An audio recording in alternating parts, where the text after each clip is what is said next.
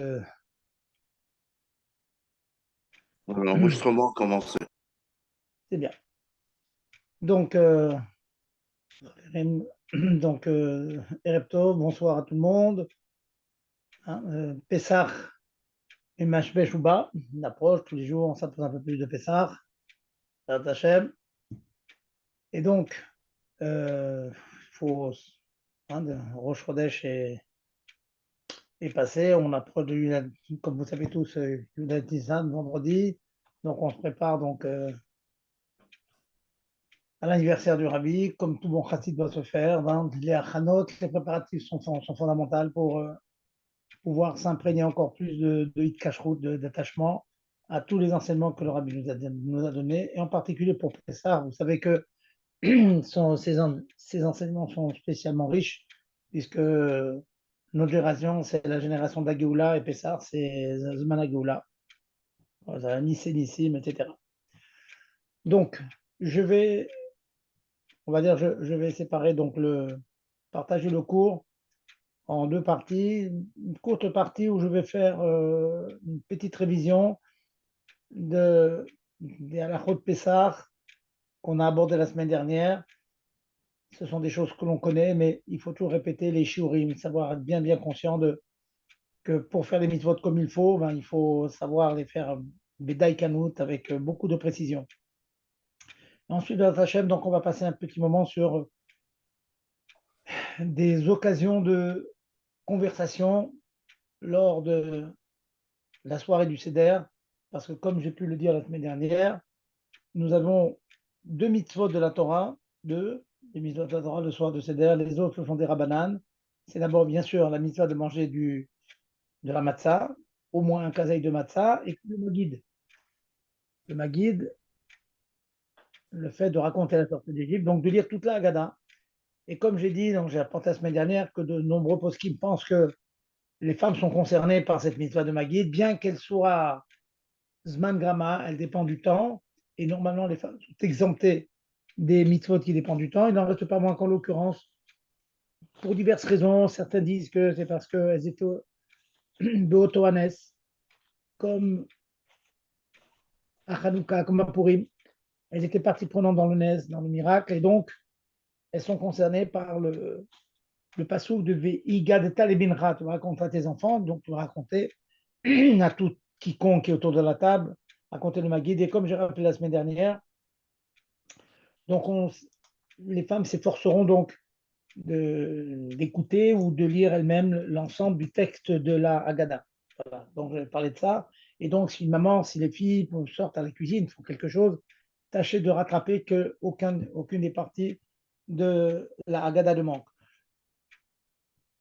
Ça ne veut pas dire que si on a raté une petite partie, on n'est pas quitte. Hein. Il y a des choses essentielles, comme on dit dans la Haggadah, Kol, Shelo Amar, Shoshadvarim, Pesach, Matzah, Maror, Lo Yatzar. Donc, il y a des parties que si on les saute, on est quand même quitte, hein, on a quand même accompli la mitzvah, mais il n'en reste pas moins que les khatrila, il faut lire toute la Gada. Donc on s'efforcera de rattraper une personne qui s'absente quelques minutes de la table, et bien tâchera de rattraper les parties manquantes dans la langue qu'il comprend, ou l'hébreu, ou le français, ou la langue qu'il comprend. Voilà.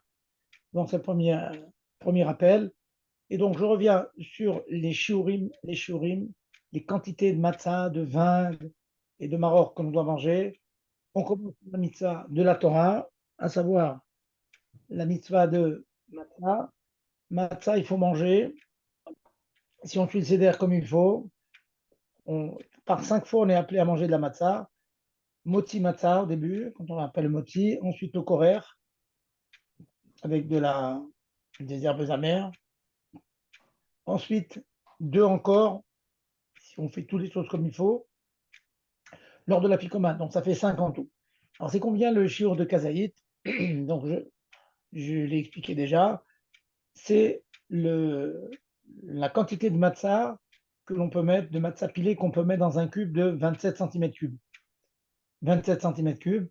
Et donc, on a fait des comptes, c'est marqué dans les livres que la masse volumique de la matzah, donc on a écrasé la matzah, on a pesé, par rapport à l'eau, est de 0,55, un peu plus que la moitié du poids de l'eau, à même volume.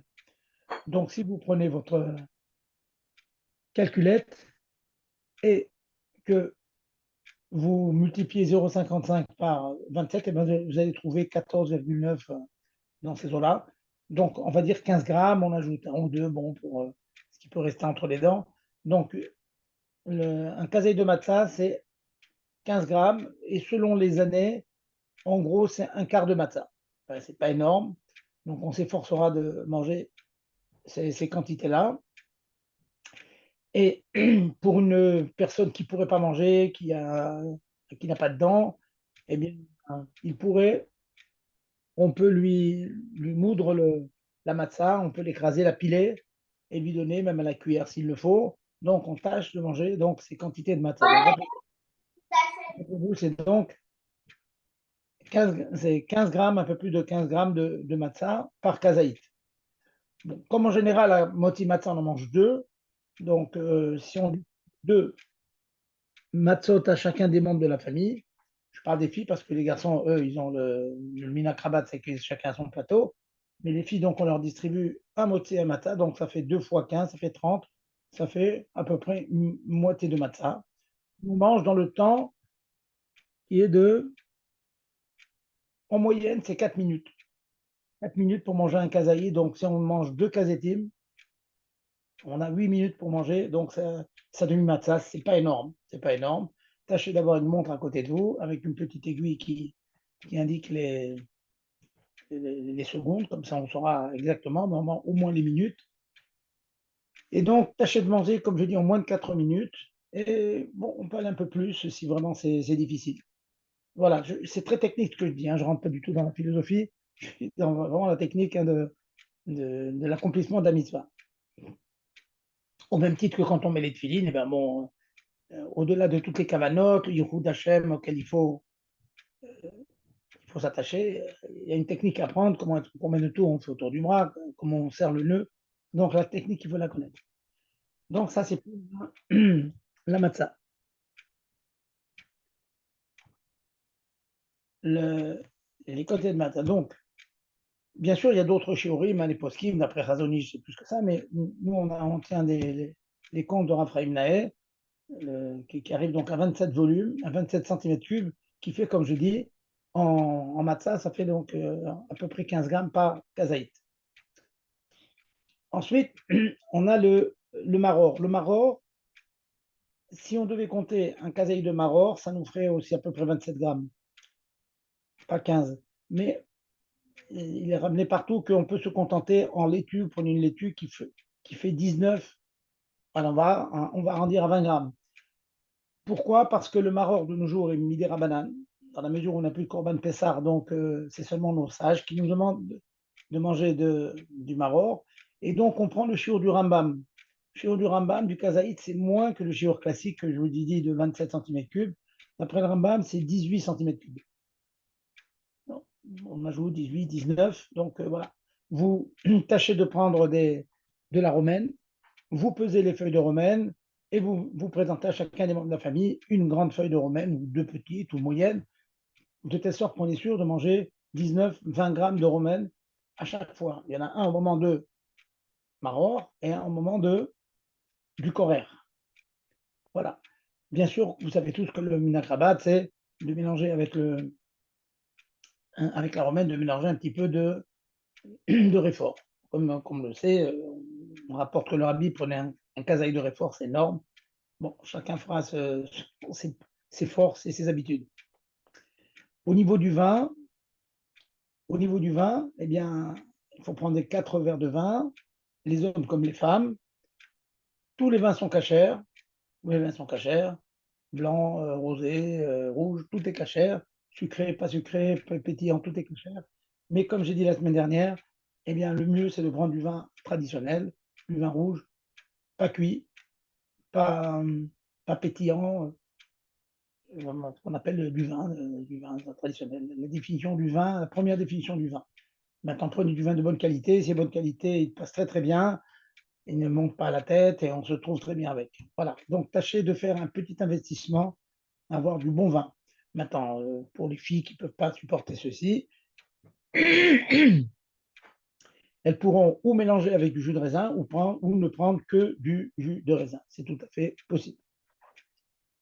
Comme j'expliquais la semaine dernière, c'est bien d'avoir un petit peu d'alcool hein, pour aider le corps à être un peu bessibra.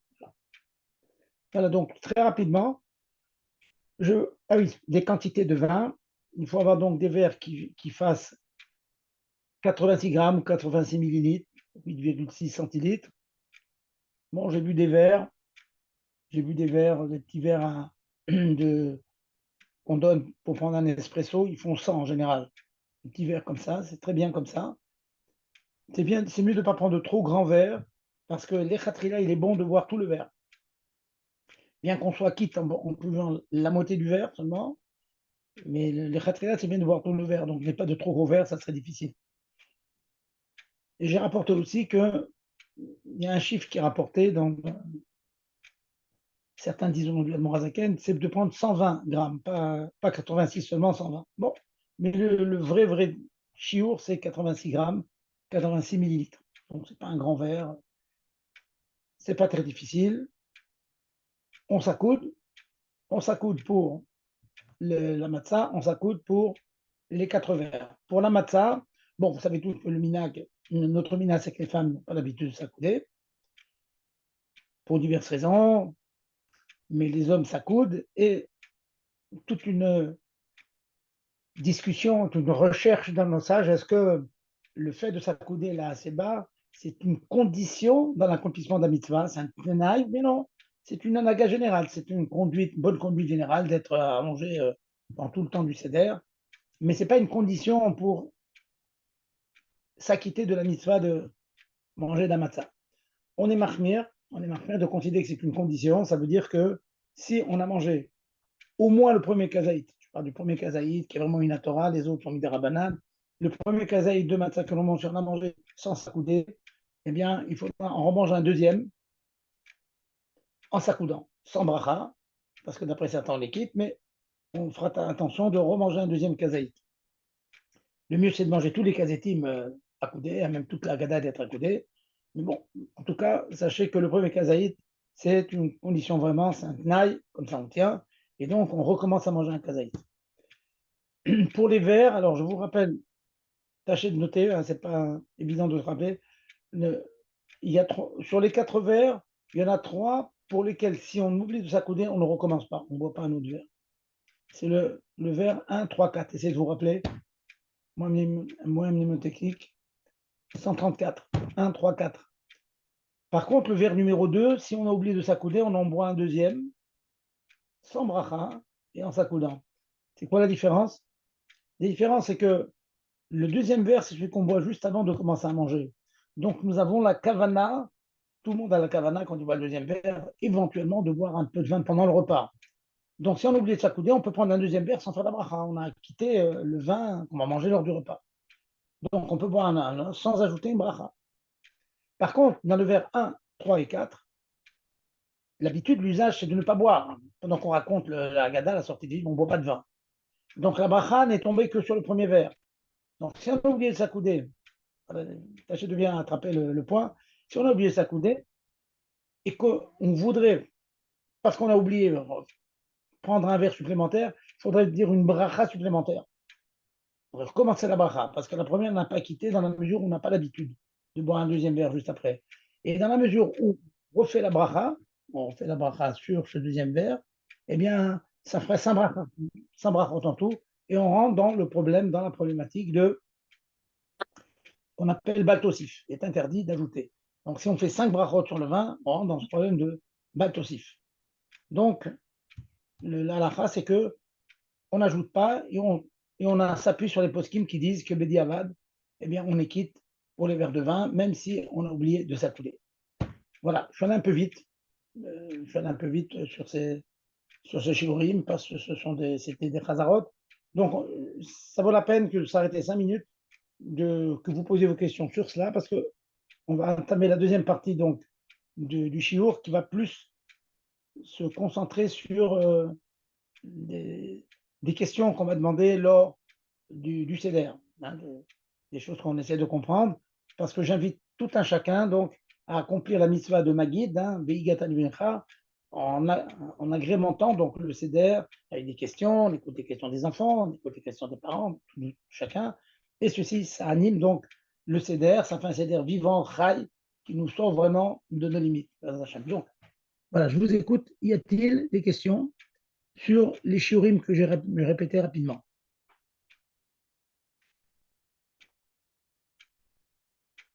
Pas de questions?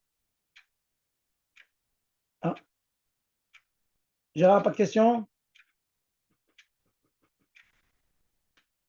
Allô? Je ne vois pas de réaction là. Tout le monde m'entend? Si, j'ai une question. Je vous écoute. Excusez-moi, vous m'entendez?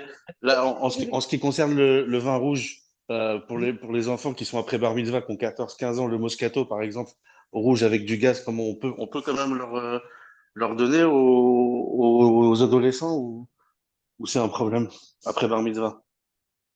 Il y a pas de problème. Encore une fois, tous les vins sont bons. C'est quoi votre question? Est-ce que c'est Non, c'est que recommandé? Attendez, c'est quoi votre question? ma question, elle est que vous avez dit, il faut du vin rouge, vin rouge normal, pas pétillant, etc. Non, non, j'ai dit, il faut, je répète, j'ai commencé, rappelez-vous, tous les vins sont cachers, tout.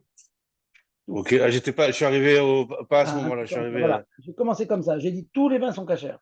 Mais j'ai dit Ok, maintenant, la choumra, le hidour mitzvah, c'est de prendre le vin traditionnel, rouge, pas pétillant, pas sucré, d'accord. Ok, c'est tout. ok. Mais tout est J'avais pas caché. entendu Voilà, ça. Ok, voilà, très ça bien. marche. Merci. Désolé. Allez-y, autre question. Pas d'autres questions? Tout le monde connaissait les shiurim. N'hésitez pas à peser avant. Quand je vous dis un quart de matzah, pesez, prenez un pesette mécanique. Le jour du Yom Tov, vous pouvez, ou bien un électrique avant Yom Tov, et vous pesez un petit peu comme ça, vous êtes sûr. Pesez les feuilles de salade aussi. Très important que chacun de la famille, que le maître de maison, Balabaï, donc s'assure que l'ensemble des membres de sa famille, les vieilles personnes qui ont du mal à tout manger, qu'ils fassent tous le seder comme il faut. Kadin veka. Allez, autre question. Tout le monde connaissait donc les shiurim, hein, que j'avais dit 15 pour la matzah, 19 pour le maror et 86 pour le vin. Et le mieux, c'est 120. C'est bon, pas de questions? Pas de questions. OK. Bon, si je vous réveille des questions en route, on peut poser des questions. Donc, je vais vous poser quelques questions traditionnelles qui sont ramenées dans les poskim, dans les farshim, des fois dans les mahamrim de Chassidut, pour nous comprendre la profondeur de l'Agada. Hein, le Baal Agada, donc, pose des questions très, très profondes. Les réponses sont aussi très profondes. Il faut donc bien, bien s'imprégner de tout ce soir de Géoula, la sortie d'Égypte, sortir de. Al-Pir Hassidout, vous savez très bien que sortir d'Égypte, Mitzrayim, c'est Metzarim, c'est limite, c'est barrière, c'est se dépasser. Au même titre que Akash Bokhu s'est dépassé, si on peut dire, Kaviachol, qu'est-ce qu'il a fait? La fête de Pessah, Akash Bokhu est Passar. Il a sauté. Il a sauté sur les maisons du cas Israël. Et à pire, c'est doute, c'est un sens extrêmement profond. Akash Bokhu donc a fait appel à des forces qui sont au-delà du monde matériel que l'on connaît, du monde créé, du monde qu'on appelle Memaleo, Akash Bokhu, et dans le monde. Voyez, c'est la partie transcendante d'Hachem, ce qu'on appelle Sovev, qui apparaît ce soir-là, hein, pas la partie Mémalée. Donc, c'est des choses très, très hautes. Et donc, on les vit précisément en faisant cette technique qu'on explique. Alors, je vais commencer par une question qui est rapportée de très nombreuses fois dans les marines. Dans la Gala, à un moment, on s'arrête et nous disons tous Matzazo Shanu Ochlim. Cette matzah que nous mangeons, Al Shum Ma. Pourquoi Al Shemma. Pourquoi on la mange? Et nous répondons à Shum Shelo Ispik, par le fait qu'elle n'a pas eu le temps, Batseket Chalavotenu, la pâte préparée par nos ancêtres, les Achmitz, de gonfler, At Shenigla Alem, Melech Malchem. C'est-à-dire quoi? C'est parce qu'il y a eu un phénomène qui s'est passé, un phénomène tout à fait explicable physiquement, on va dire. Pourquoi ils ont mangé des matzot? Parce qu'ils n'avaient pas le temps de laisser gonfler la pâte. Voilà ce qui est marqué dans la Haggadah. La Haggadah nous dit pourquoi est-ce qu'on mange de la matzah ce soir? Matzah zo shalochim, Hachem Shalom explique. Parce qu'ils cherchaient à faire du pain. Mais ils ne pouvaient pas. Pour une technique, il n'y avait pas le temps. Bon. Il y a quelque chose à comprendre, une petite parenthèse, c'est que lors de la sortie d'Égypte, il n'y a que le premier jour où il leur était interdit de manger du chametz. Pas comme de nos jours, où pendant 7 jours, on ne mange pas du chametz. Le premier jour seulement. Chimutzo yom echat, c'est une Mishnah dans Maseret Psachim. Mais ils pouvaient faire du pain pour le lendemain. Le premier jour, le jour de la sortie, le 15 Nissan, ça été interdit de manger du chametz. Mais ils essaient de faire du pain. Ils essayaient du pain, ils n'y arrivaient pas. Et comme ils n'y arrivaient pas, on veut se remémorer cet événement historique, phénomène fabuleux, qu'il n'y avait pas le temps. Donc tout le monde, quelqu'un, pourtant il fait pas grand-chose, c'est du humide et tout, hop, il n'y avait pas. Il faisait, hop, il est obligé de mettre tout de suite dans le four. Ça, c'est marqué. Alors la question Mefoursemet qu'il y a sur cette raison, donc une raison historique, on raconte l'histoire, comme on raconte la victoire contre la Hashmonaïm à Hanouka, on raconte la victoire sur Haman à Purim, un événement historique est arrivé, on essayait de faire du pain, on n'y arrivait pas, donc on va se rappeler du fait qu'on n'arrivait pas à faire du pain, on faisait que des matzot en mangeant de la massa. Ce qui est étonnant dans cette raison, une question qui fait bondir tout de suite, c'est que alors que le peuple d'Israël était en Égypte, Hachem avait demandé d'apporter le Korban Pessah le 14 Nissan et de manger ce Korban Pessah la nuit de Pessah, 15 Nissan à la nuit, avant la sortie. Et le passouk nous précise Al Matzot Umorim Mechlou. Ce morceau, ce kazaï de Korban Pessah, de viande, on devait le manger accompagné d'herbe amère et de matzah. Ba'erev tochlo matzot. Marqué dans le passouk, Ba'erev tochlo matzot. Le soir, on part pas, on n'est pas sorti, on est en Égypte. Et Hachem demande la mitzvah suivante, vous allez manger de la matzah. Donc, nous mangeons de la matzah, sans korban pessah, parce qu'on a pu le Mikdash, certes. On mange la matzah parce qu'il y a un passouk clair, noir sur blanc, dans la Torah, qui nous dit, le soir de Pessah, tochlu matzot. C'est tout à fait indépendant de l'événement historique qui est arrivé après la sortie d'Égypte, où ils essaient de faire du pain et qu'ils ne pouvaient pas le faire. Donc il faudrait nous dire pourquoi on mange de la matzah? Tout simplement parce qu'Hachem a demandé de manger de la matzah. Comme il nous a dit de mettre des filets, il nous a dit de mettre des tzitzit, il nous a dit de faire l'Abraham pendant Sukkot. J'espère que tout le monde a signé. Une vraie question. La raison évoquée dans la Haggadah, apparemment, n'est pas la bonne raison. Puisque Hachem nous a demandé dans la matzah avant que l'événement historique n'arrive. Avant qu'ils sortent d'Égypte et qu'ils essaient de faire du pain et qu'ils n'y arrivent pas. Voilà la question. Alors bon, je pense que vous avez tous fait le fameux Mamarim du Admor Azaken, dans l'écoute Torah. Il y a une mitzvah d'avant Chatzot, il y a une matzah d'avant Chatzot, après Chatzot. Bon, et tout ça, c'est des concepts stratégiques, concepts kabbalistiques. Bon, pour l'instant, j'en reste au Pshuto Shel Mikra. C'est des psukim. Comment s'en sortir? Comment le Baal Haggadah, il me donne une raison qui apparemment ne correspond pas à ce qui est marqué dans le passouk de la Torah. Alors, je vous donne, on va dire, deux théroutines qui sont assez classiques, qui sont ramenés aussi dans la Mamarim, à part les réponses chassidiques, qui dit la chose suivante, réponse quelque part un peu curieuse, que Akash Baruch Hu, il a demandé Ba'erev Tochlu Matzot al Shem Atid. Extraordinaire.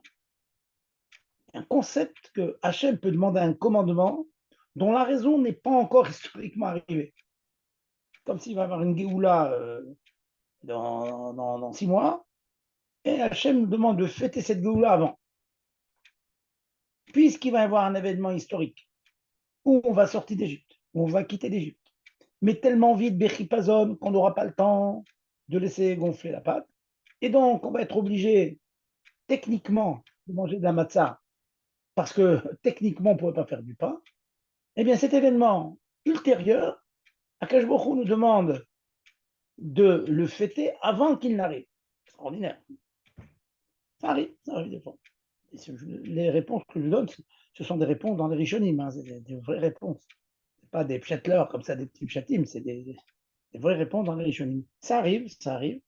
Donc, lorsqu'on nous disons cette mitzvah, Matzazo shanu ochlim, Hashum shelo ispik, ça veut dire Hachem nous a demandé de manger de la matzah ce soir. Il nous a demandé, bien sûr, Ba'erev Tochlu Matzot, parce qu'il avait prévu que quelques heures après, on sortirait et on ne pourrait pas faire autre chose que des matzot, on ne pouvait pas faire du pain qui gonfle. Voilà. Hachem Ati, c'est la première réponse. Il y a une deuxième réponse qui semblerait plus être Mityachev à la lèvre. Adorazaken parle de ça. Et que nous dit en fait, lorsque nous disons pendant la Seder, Matzazou Shanu Ochlim al Shumma, le Baal HaGada ne parle pas que de la mitzvah de manger un casier de matzah ce soir. Matzazo Shanu Ochlim, cette matzah que nous sommes obligés de manger pendant toute la fête de Pessah, regardez ce que j'ajoute là, pendant toute la fête de Pessah, nous sommes obligés de manger de la matzah si on veut manger bien sûr du pain. Ce n'est pas quelque chose de chiyuvi, ce n'est pas une obligation, mais si nous voulons manger du pain, hein, ça veut dire du pain, ça veut dire un mélange de farine avec de l'eau, etc., eh bien il faut le manger sous forme de matzah. Pourquoi on est matzazo, pourquoi on mange que de la matzah, mais pas ce soir seulement, parce que ce soir on mange de la matzah parce que Dieu a mangé de la matzah. Mais pourquoi pendant les 7 jours de Pessah, on ne peut pas manger autre chose que de la matzah, on ne peut pas manger du pain, parce que l'événement historique a voulu qu'on ne pouvait pas faire du pain. Ça veut dire que le Baal HaGada est en train de expliquer que l'histoire juive, l'événement ultérieur qui a eu lieu, a fait que la mitzvah de ne pas manger du chametz, qui était limitée, chimutzo yom echad, la Mishnah, donc Sachim nous dit, l'interdiction de chametz est le premier jour seulement quand ils sont sortis d'Égypte. Mais comme pendant les 7 jours, jusqu'à ce qu'ils arrivent à l'ouverture de la mer, le 7e jour, ils ne pouvaient pas manger du pain. Donc, nous, aujourd'hui, des milliers d'années après, on ne peut pas manger du pain. Donc, en fait, la raison évoquée dans la Haggadah, Ashub chez l'Oispik, pourquoi on mange de la matzah? Parce que le pain n'a eu pas de monter, c'est pour nous dire la raison pour laquelle, pendant les 7 jours, on ne peut pas manger du pain, on peut manger que de la matzah. Mais l'obligation de manger de la matzah le premier jour, d'après cette réponse, c'est de toute façon écrit dans le passouk. C'est obligé, Hachem m'avait demandé. Ça demande réflexion. Hein, ça répond. Et non seulement ça demande réflexion, mais ça nous interpelle. Oui, ça nous interpelle. Ça interpelle que parfois l'événement historique a créé une mitzvah. Après cette réponse, qui est ramenée dans le Zaken, la mitzvah tlotase en quelque sorte, la mitzvah négative, tu ne mangeras pas de chametz, pas la mitzvah positive le soir de manger du chametz, la mitzvah négative, tu es interdit de manger, eh bien cette mitzvah est venue à la suite de la sortie d'Égypte, de l'événement historique de la sortie d'Égypte, et de l'impossibilité technique qu'ils avaient de manger du pain parce qu'ils n'avaient pas le temps. Eh bien, que je vous a dit, bon, ils n'ont pas mangé de pain à l'époque parce qu'ils ne pouvaient pas. Ils avaient la permission, ils pouvaient le faire, sauf le premier jour. Ils avaient le droit du jour numéro 2 jusqu'au jour numéro 7. Ils pouvaient manger du pain, mais ils n'ont pas pu. Ce n'est pas possible techniquement. Eh bien, pour se rappeler que techniquement, ils n'ont pas pu faire du pain, nous, on mange des matzot pendant les 7 jours, si on veut manger des matières. C'est pas obligé, mais on ne peut pas manger de pain en tout cas. Interdiction de manger du pain. Voilà, c'est une autre manière, une autre vision des choses. De ce quelques mots du Baal Haggadah. Il dit Matzazo shanu ochlim asuma.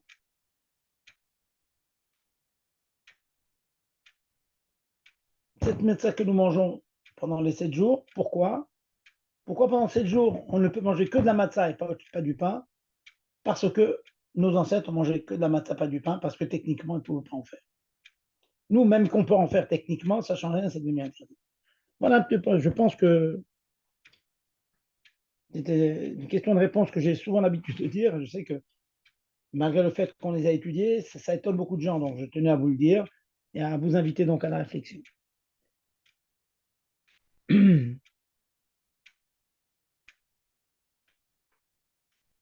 deuxième point que je veux vous apporter, c'est un autre point de la Haggadah qui nous dit d'Archénie, qui nous interpelle aussi. Le Baal Haggadah, à un moment, encore une fois, je répète, n'hésitez pas, s'il y a un point que vous ne comprenez pas, s'il y a besoin d'un éclaircissement, n'hésitez pas. Hein, ça me dérange de faire, je ne veux pas avoir l'impression d'être un conférencier. Je suis pas un conférencier, je suis un enseignant. Donc j'aime bien qu'il y ait qu'il y ait un va-et-vient avec les élèves. Donc, on dit à un moment dans la Haggadah, Yachol Mirosh Chodesh. Se pourrait-il qu'on raconte la sortie d'Égypte? Je traduis les mots devant. Est-ce que c'est possible depuis Rosh Chodesh? Ça, c'est la traduction. Qu'est-ce que ça veut dire? Est-ce que c'est possible que cette mitzvah de Veigad Talebeinecha, eh bien, cette mitzvah, elle est à Rosh Chodesh, elle n'est pas le 15 Nissan. Bizarre. Ils sont sortis d'Égypte. Ils sont sortis d'Égypte quand? Le 15 Nissan. Donc, c'est une mitzvah de Veigad Talebeinecha, tu vas raconter à ton fils, c'est le jour anniversaire de la sortie d'Égypte, qu'on raconte à ses enfants la sortie d'Égypte. Voilà. Vendredi prochain, Be'ezrat Hashem, c'est la naissance de notre bébé. On va parler de la naissance de notre bébé. Pas un autre jour. On peut en parler avant, après aussi, bien sûr. On n'est pas limité. Mais si un jour, Mesougal, où on parlait de ça, c'est le jour de la naissance, évidemment. Alors pourquoi le Baal Haggadah nous dit, peut-être qu'on pourrait penser qu'il faille raconter la sortie d'Égypte, puis Rosh Chodesh 15 jours à l'avance. Et réponse du Baal Haggadah, parce que j'ai marre, Bayom un passouk mefourage de la Torah, un passouk noir sur blanc dit non, tu vas raconter la sortie d'Égypte le jour anniversaire de la sortie d'Égypte, pas un autre jour. Réponse. Question simple et réponse simple. J'ai envie de dire, c'est la réponse qui est simple, c'est la question qui est compliquée. Pourquoi le Malaga nous invite à réfléchir et dire peut-être qu'on pourrait se tromper et penser qu'il fallait la raconter depuis Rosh Chodesh. La question de Bémet est très très intéressante.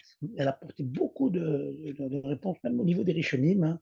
Les Rishonim posent des questions, mais comme on dit dans la Gemara, Maïka Salkadaatin, qu'est-ce qui lui est monté à la tête? Le Makché lui pose la question pour une question pareille. La réponse est évidente. On parle de la sortie d'Égypte, le jour de la sortie d'Égypte, pas l'autre jour. Eh bien, une des réponses qui a été donnée, c'est la suivante. C'est que vous savez que il y a toute une discussion dans la Gemara. À partir de quand on doit enseigner les halachot de Pessah et aussi des autres fêtes. Certains pensent depuis un mois, depuis pour un mois avant ça, Dorshim, à l'Hilchot Pessah, Chodesh Echad Kodem.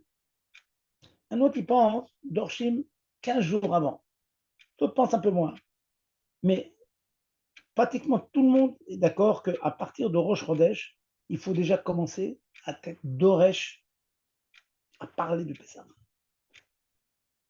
Donc certains Rishonim proposent à la question comment se fait-il qu'on aurait pu penser qu'il faille raconter la sortie d'Égypte depuis Rosh Chodesh? Parce que ça, d'après toutes les chittos, d'après tous les avis, on commence déjà à enseigner les halachot. Et dès qu'on parle des halachot, on pose des questions.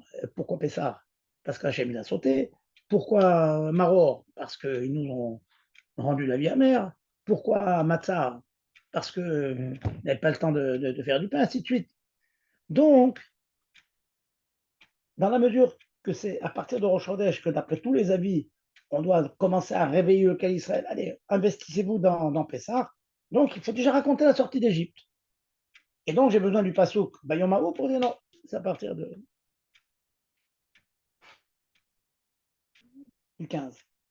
Donc, pourquoi ce Rosh Chodesh il est Chashoub? Parce que c'est à partir du moment où on commence à enseigner Pessah. Donc, peut-être que c'est à partir de ce moment-là qu'il faut parler, qu'il faut raconter Veigata les Minacha, pour expliquer pourquoi on apprend toutes ces halachot. D'autres ne se contentent pas de cette réponse, mais ils disent la chose suivante. Moshe Rabbeinu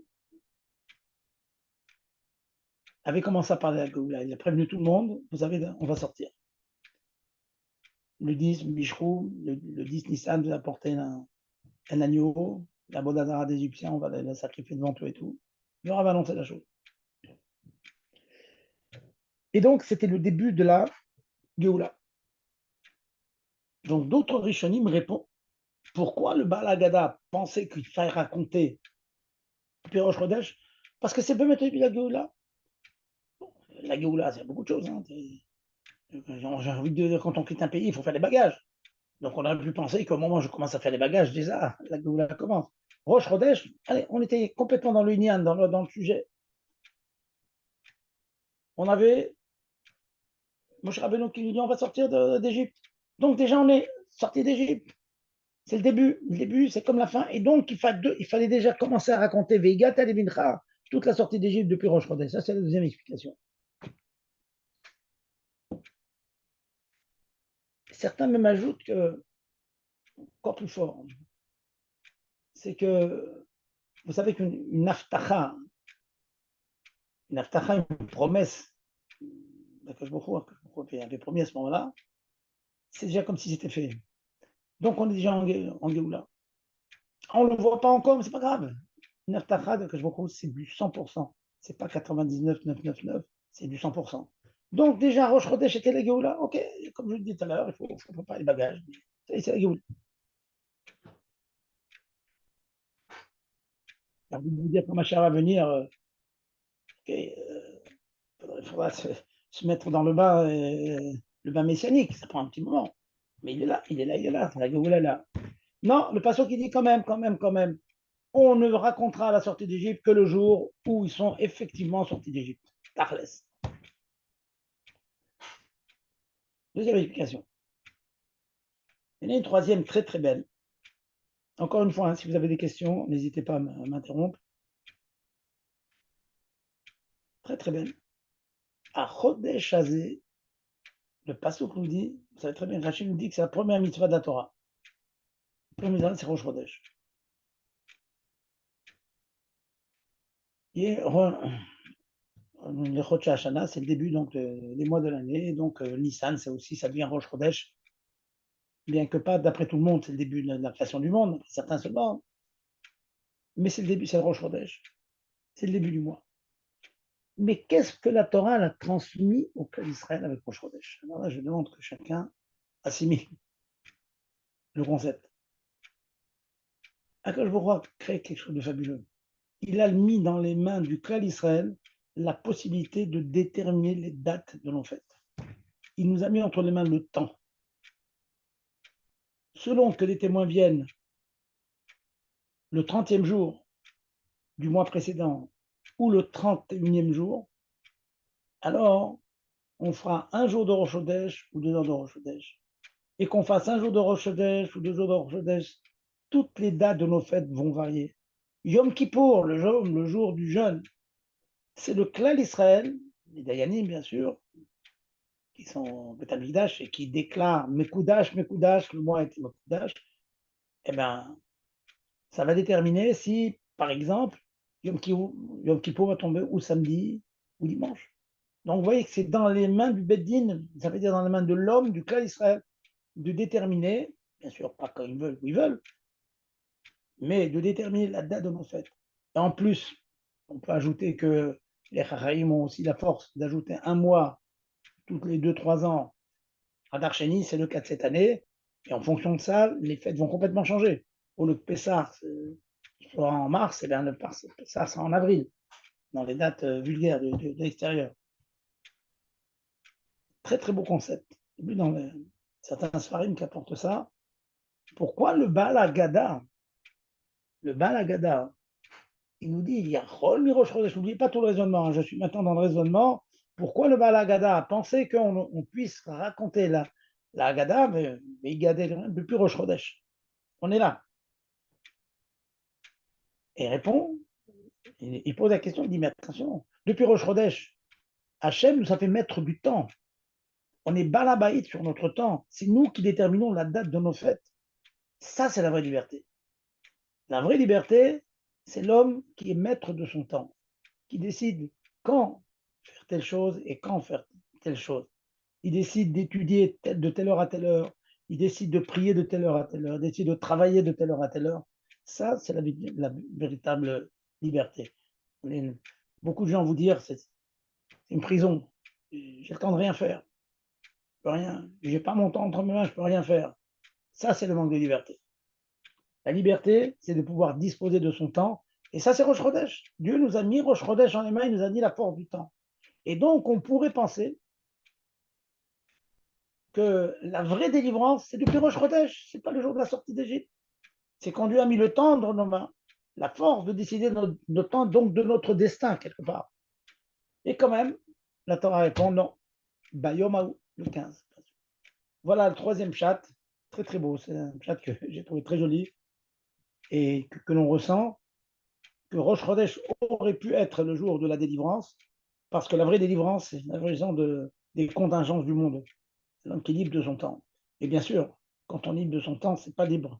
Chadu Shalom, peut-être même Basbez Auto, le père. Mais c'est utilisé à plein régime. Remplir plein de tout ce que l'on va faire. Bon, on va bientôt parler de Yudaf Lissan. Je ne vais pas vous faire maintenant un drouche. Qu'est-ce qu'on a à faire? Toutes les sikhot, tous les mamarim. Le Rabbi nous a dit clairement le travail qu'on a à faire dans notre génération, hein, qui n'est pas dans tous les points comme le travail des autres générations, c'est un chidouche, hein, le travail fabuleux du Rabbi, de tous les points du monde. Il y a un shliach qui est là pour réveiller le clan Israël. C'est le travail de l'arrivée de Mashiach. Et bien sûr, qui Shalom n'exclut pas tous les autres travaux, à savoir prier comme il faut, étudier comme il faut, devenir un Talmid Chacham comme il faut, avec le maximum de ses forces, c'est une évidence, mais avec tout ce projet que le Rabbi nous a donné de notre génération, c'est d'amener Mashiach en, en, en dévoilant le Gilo et le Kout, donc dévoilement du divin dans le monde entier. Voilà, donc c'est le deuxième Keta, si je peux dire, que j'ai expliqué. Le premier Keta, rappelez-vous, donc c'est pourquoi est-ce qu'on mange un matzah? Parce qu'ils n'ont pas eu le temps de. J'ai expliqué qu'apparemment ça contredit le passou qui dit qu'on devait manger de toute façon. Le deuxième point, c'est pourquoi le Baal Haggadah propose de raconter la sortie d'Égypte Rosh Chodesh plutôt que le 15 Nissan. Et la réponse, c'est les trois que je viens de donner maintenant. Je vais vous apporter un troisième aussi. Je jette un coup d'œil sur mon montre, je vois que le temps passe très très vite. Est-ce qu'il y a des questions sur. On passe à un autre Keta. Y a-t-il des questions? Gérard, vous dites rien ce soir? Dites rien? C'est très clair ce que je dis, pas de problème? Personne ne Bonsoir, réagit? Rav Zerbib. Bonsoir. Allez-y, madame, posez Je des voulais questions. vous demander, oui, Oui, allez-y, madame. on parlait de Matzot avec Abraham à l'époque, dans le premier Bereshit, je crois, dans le premier livre de Bereshit. Il y a un moment où on parle de Matzot. Comment il pouvait y avoir des Matzot à cette période et que ce soit un terme qui ait été utilisé dans le Chumash? Alors, madame, matzah, nous, dans le mot matzah dans notre temps, Oui, Matzah, tout à fait. matzah, ça teinte la matzah de Pessah, etc., etc. Mais vous savez, il y a beaucoup de pays où on mange du pain. Je ne sais pas, moi j'ai vécu en Tunisie, on mangeait, même les Arabes, ils faisaient du pain comme ça, comme de la matzah, hein. C'est-à-dire que c'est du pain traditionnel. Il ne levait pas. Ça existait, ça veut dire, ils ne le faisaient pas. Ah, Vous ok. demandez est-ce qu'ils le faisaient les Shem D'accord. Pessah, c'est ça que vous demandez? Ou bien, mais le Euh, concept de matzah de pain non levé, ça a toujours existé. Il y a des non-juifs qui font du pain non levé, parce que ça craque pour diverses raisons, vous voyez. Donc, ce n'est pas du tout étonnant. Maintenant, si votre d'accord. question, si votre question c'est qu'Abraham il faisait, bon, c'est bien qu'Abraham faisait, la Gemara nous raconte que les avot faisaient les mitzvot. D'accord. Et donc, à l'époque, il pouvait y avoir déjà de la matzah et du pain Ah, non levé. absolument, absolument. Le pain noël, ça a D'accord. toujours existé.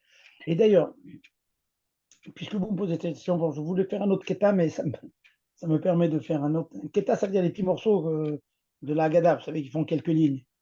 C'est que, Merci. comment, on dit, on commence en général que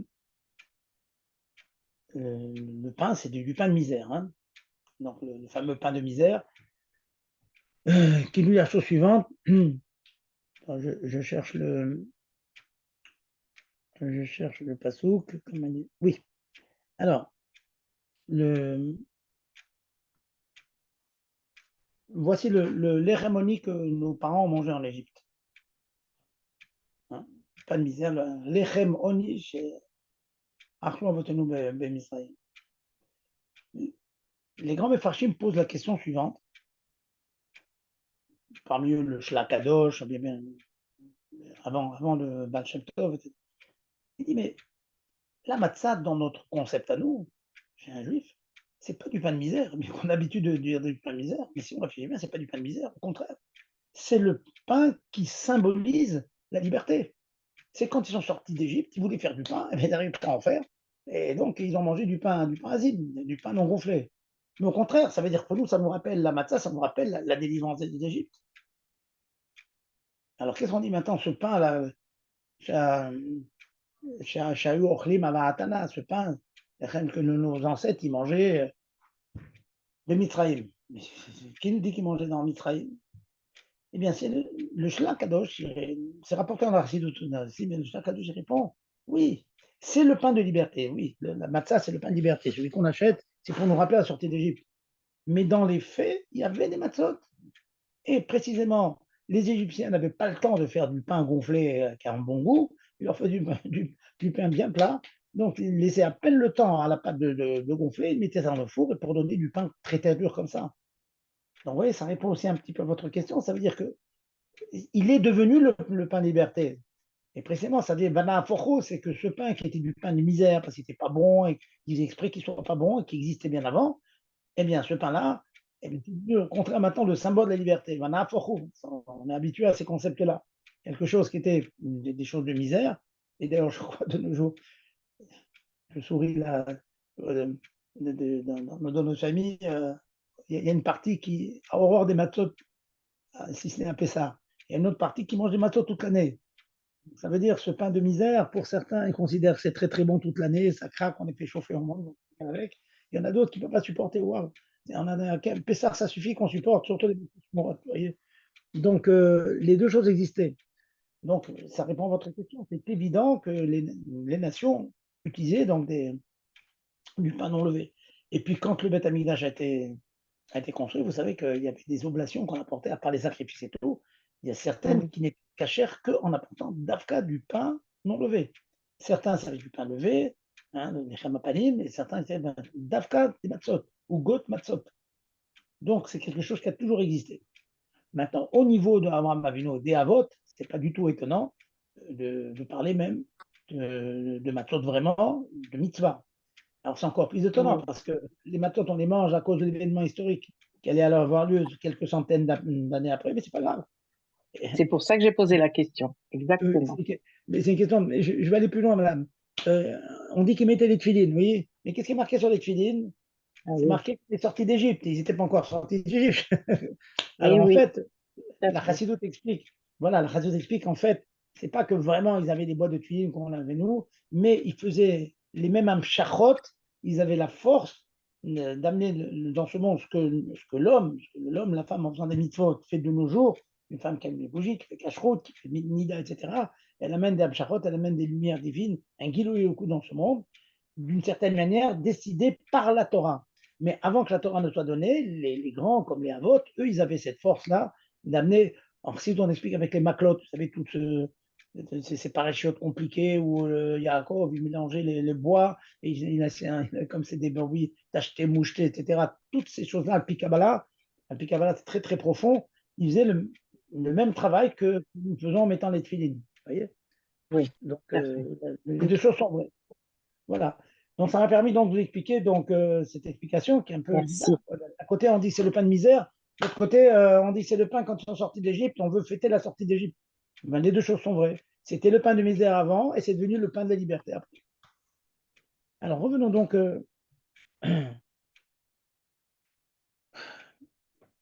Bon, je vois le temps courir, donc je vais. J'en ai préparé comme ça quelques-unes, c'est très très intéressant. Il y a des tic time comme ça sur la Gada. Je vais revenir sur une partie. On approche maintenant de faire moitié, etc. Et là, qu'on dit la chose, une phrase très forte dans la Gada. Kol shelo amar pesach matzah ou maror lo yatsa. Très fort. Kol mi shelo amar shosat dvarim elu. Celui qui n'a pas dit le soir de Pessah, Pessah matzah ou maror lo yatsa. Et après, on dit Matzazou Shanochim, chacun son minag, Matzah, etc. Chacun, les Marocains, les Tunisiens, chacun a ses minagim là-dessus. Et donc, on apporte la Matzah, enfin le maror, etc. Enfin, c'est l'œuf, etc. qui tourne autour de la table. Et on explique. On explique. Matzazou Shanochim, parce qu'ils n'ont pas eu le temps de faire du pain. Et le maror, c'est pourquoi? Eh bien, le maror, parce que le maror est trahi, parce qu'ils ont rendu amer la vie de nos ancêtres. Et le Pessar, parce que Akajoukou Passar abattait Israël, parce que Dieu, il a sauté sur les portes du cas d'Israël. Bon, on commence à dire, tout celui qui n'a pas dit ça, il n'est pas quitte. Tout celui qui n'a pas expliqué ça, il n'est pas quitte. Alors les Rishonim, les grands, ils demandent, mais il n'est pas quitte de quoi? De quoi? Qu'est-ce qu'on rate si on ne dit pas toutes ces explications? Si on n'explique pas la raison de la matzah, si on n'explique pas la raison du Maroc, si on n'explique pas la raison du Pessah, on n'est pas quitte. Pas quitte de quoi? On a manqué quoi le soir du Seder? Certains expliquent que ces trois parties, je suis content de parler de ça parce que j'ai insisté pour que les femmes écoutent tout, et voilà, c'est la partie essentielle, on va dire, pour être quitte de la Gada, c'est pour être quitte de la mitzvah de Veigata Lebincha. D'après de nombreux Rishonim, il n'y a pas que ça, hein, ça va se compliquer après, mais d'après de nombreux Rishonim, quand on dit lo yatsa mi mitzvat magid, il n'y a pas qui, parce qu'il y a un récit, il y a les parties fondamentales du récit, il y a des parties qui le sont moins. Quelle est la partie qu'on ne peut pas rater, on ne peut pas ne pas expliquer? Si on ne l'explique pas, on a tout raté. Quoi, tout raté? Prochainement, on est autour de la table, on fait le céder, mais on a raté la mitzvah de Magid. Magid, ça racontait quoi? La sortie d'Égypte, il faut raconter quoi? Premièrement, que Dieu a sauté sur la maison des Juifs. Deuxièmement, qu'on a mangé des gerbes amères, donc on avait la vie amère pendant 210 ans. Troisièmement, qu'on a mangé de la matzah parce que c'est le pain de liberté. Là, on est au niveau du pain de liberté. Et celui qui n'a pas raconté ça, il n'est pas qui du Magid. Il a pu manger de la matzah, il va être qui de la matzah, il va être qui du Mahor peut-être, mais il n'est pas qui de Magid, du Sipour, du récit. Il y a un récit à raconter. Hachem veut qu'on récite, qu'on raconte quelque chose.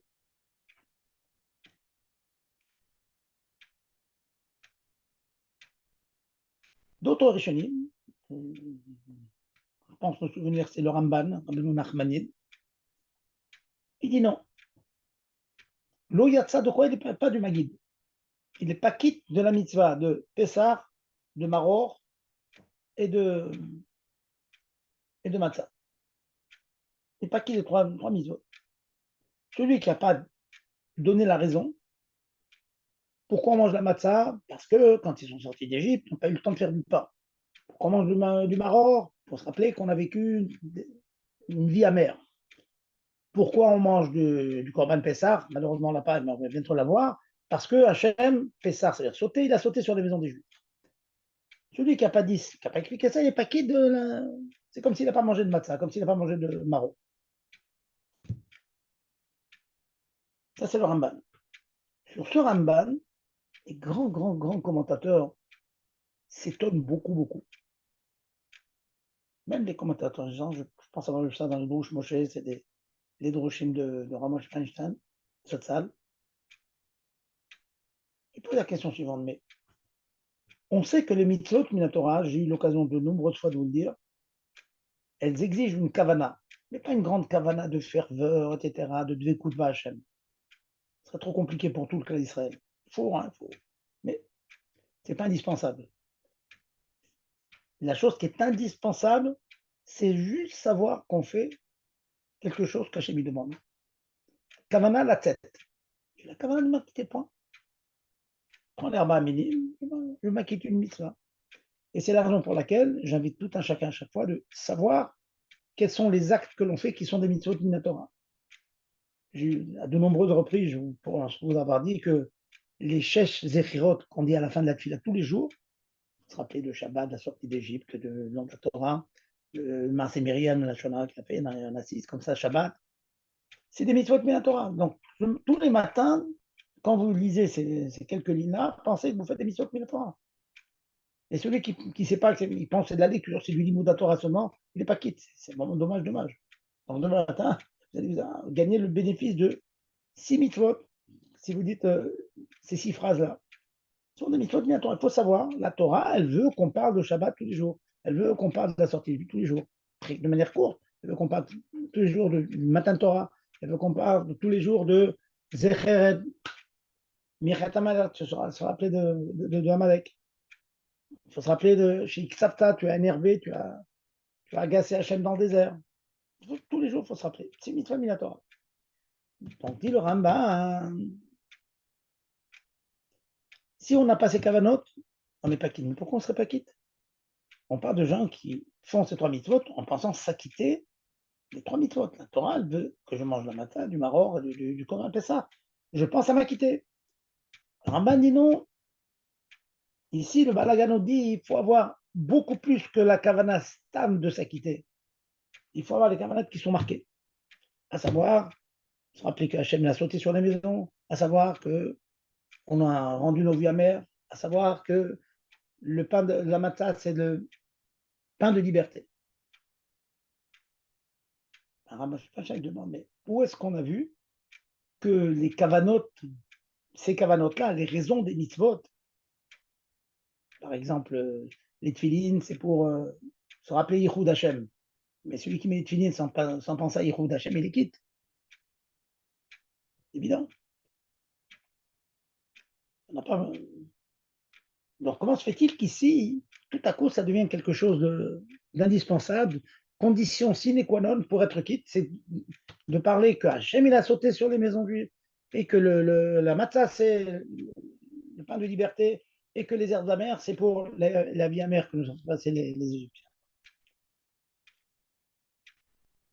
Et je vais vous rapporter, je vois malheureusement la montre court très vite, je vais vous rapporter une réponse que j'ai trouvée merveilleuse et réchauffante et qui donne envie de servir Hachem. Il dit parce que dans ces 3 raisons, il y a des piliers de toute la avoda du juif dans ce monde. C'est pas une petite mitzvah avec une petite raison, le pain de liberté, etc. Des choses extrêmement, extrêmement profondes. Commençons par Pessah. Hachem, chez Pessah Hachem, il a sauté sur les maisons des juifs. Et il a protégé les juifs, alors que l'épidémie se répandait, l'obscurité se répandait chez les Égyptiens. Ça, c'est un enseignement fondamental, sur lequel il faut se travailler, il faut vivre avec, il faut être dedans, il faut plonger dedans. C'est que on ne peut pas s'imaginer à quel point, à chaque pas que l'on fait, chaque geste que l'on fait, on est sous protection divine, constamment, constamment, et le dire et le penser. Excusez-moi, ça me brûle la bouche de vous dire des choses qui m'a choqué ce matin. Allez, c'est un cours de Torah, mais on doit dire... Malheureusement, depuis le 7 octobre, je fais un petit peu de doctorat et j'écoute les informations d'Israël. Bon, j'espère que ça va bientôt finir, je ne perdrai pas ces quelques minutes par jour. Et j'entendais une victoire fracassante on déjouait. Et j'attendais que les personnes qui parlent de ça, bon, finalement j'en ai trouvé, qui disent, mais c'est un miracle fabuleux qui est arrivé. C'est un miracle fabuleux. On a eu peur, l'aéroport était fermé, etc. faut pas dire. Et j'entendais quoi? Parce que du point de vue technique, nous sommes arrivés à un degré de perfection, de force, d'intelligence. C'est même le mot qu'il ne faut pas dire. Je le dis, je répète. Si on a eu cette victoire, c'est parce qu'on a un roé, c'est parce qu'on a un berger qui nous a protégés et qui a donné la chokhma à nos juifs de trouver les instruments qu'il nous faut. Mais ça, il faut se pénétrer de ce concept-là. J'attendais que quelqu'un dise Baruch Hashem, le miracle s'est accompli. Alors que c'est beaucoup moins, malgré beaucoup de miracles qu'il y a eu le 7 octobre, mais malheureusement, c'est moins visible que celui de samedi soir. Samedi soir, c'est aux yeux vu que le monde est resté émerveillé. Il faut dire Baruch Hashem parce qu'on on a un roé, on a 70 loups qui essaient de nous dévorer. Ah, c'est combien vrai de nos jours. Et on a un roé qui fait attention à nous. Mais ça, c'est mamache, le lien de Pessah. Pessah, je vois où il a sauté, il est là, il nous protège. Je saute sur vos maisons, je protège vos maisons et j'envoie ce qu'il faut envoyer dans la maison des ennemis. Et ça, il n'y a pas un harcèlement plus éternel que celui-là. Et celui qui n'est pas imprégné de ça, malheureusement, dit le Raman, l'eau, il y a de ça. Tu n'as pas compris. Tu n'as pas compris qu'est-ce qu'on fait ce soir. On se met dans la protection divine et si on existe depuis des milliers d'années, on est le seul peuple au monde qui vive comme ça. C'est à tel point que l'Église, elle a changé dans son, je ne trouve pas les mots, mais dans leur chita, on va dire. Hein, ils ont chanté un nombre de choses. Autrefois, ils étaient obligés d'expliquer que l'existence du peuple juif, c'est parce qu'il faut montrer qu'il ne doit pas disparaître, parce que pour montrer qu'on est bas et décharné lorsqu'on n'écoute pas leur avodazara, maintenant ils ont compris qu'il y a non. J'ai vu des chrétiens très sérieux qui ont dit qu'il faut dire qu'il y a une autre kavana divine dans ça. On ne la comprend pas trop, mais qu'il tient encore à ce vieux peuple. Il faut que nous, on soit conscients de ça. Et on attend que nos dirigeants, on attend que les gens de l'armée, bon, Hachem, c'est de plus en plus, hein. Je ne critique pas le shalom. De plus en plus, j'entends Baruch Hashem, les gens qui mettent, il faut entendre. Et s'il y a personne qui a été touché, d'après il n'y a pas un juif, un seul qui a été touché, c'est parce que le roi était là, parce que le berger était là, c'est tout. Ça, c'est Pessah. Ça, c'est enseignement de Pessah. Si on est vivant de nos jours, alors, on n'a jamais vu un pays entouré à gauche, à droite, en haut, en bas, par des ennemis qui ne pensent, qui ne rêvent que de nous détruire. En Europe, on pensait qu'on était tranquille. On a vu la proportion fabuleuse de gens qui cherchent notre mat. C'est invraisemblable. Hein, si on regarde, on écoute un petit peu. Et bien, au Hachem, Pessah égale le Roé, il a sur nous. Et ça, il faut s'imprégner de ce concept-là. Et continue à Moshe. Alors, où se trouve l'amertume dans cela? Et lui qui a vécu en Amérique, il était bien placé pour dire cette chose-là. Il dit, on croit qu'on est en sécurité. On croit que tout va bien. Les Juifs, enfin, même en Amérique, on peut imaginer un Juif président des États-Unis. Ouais, pourquoi pas? Il y a un moitié noir qui a été un Juif des Abdil. Pourquoi pas? Mais il dit, on parle de l'Amérique. Ça, c'est de la mériroute. Ça, c'est de l'amertume de croire que tu es bien, parce que même dans la grande Amérique, on pensait au sommet, au top de la liberté. On a vu à Harvard, on a vu dans les institutions les plus prestigieuses d'un antisémitisme inimaginable. Ça veut dire qu'on le veuille ou non, ça ne changera jamais. Et ça, il faut le savoir. Et il répète, incroyable, comment la Moshe, ce côté navi qu'il avait. Hein. Dans cette Médina, que même le rabbi a dit, c'est Médina Shel Chesed, on a vu combien il y avait d'antisémitisme. Ils ont accompli l'adage de nos Chachamim. Esav sonné, Alacha, s'il vous plaît, c'est marqué. Alacha, Esav sonné Yaakov. Ça, c'est l'amertume. Si on se sent bien, non, il faut être amer de ça. Parce que la vérité, tant que ma chère est pas là, on est encore dans l'amertume. Ça, c'est le... Bon, ça, c'est le deuxième enseignement. Maintenant, là, vous allez me demander le troisième enseignement, puisqu'on n'est pas quitte si on n'a pas dit les trois. C'est la matzah. Qu'est-ce que la matzah nous enseigne? Alors, on donne un autre yesod dans la matzah. Il dit que dans la Géoula, on est vraiment dans la Géoula, on apprend dans la matzah que Pitom, Bibehilou, certains disent Bibehilou au début de la Gada. Pitom, c'est rapide, il n'y a pas le temps. Ils n'avaient pas le temps de le faire monter la matzah.